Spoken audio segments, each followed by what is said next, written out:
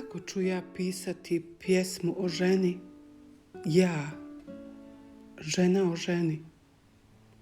O onome što je tvoje u meni, što razumije samo ona, majka, tvoja i moja.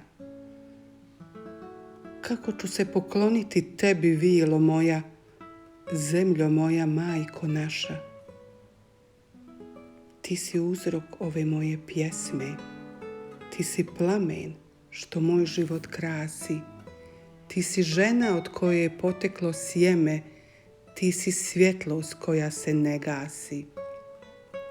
Klanjam ti se svaki dan, kraljice neba i zemlje, ti si bila i ostala najljepši poklon za mene. Nekada davno rodila se ona, prva žena, majka svijeta, da voli, ljubi i stvara, da se slavi i ozdravi, rodila se ona naša planeta.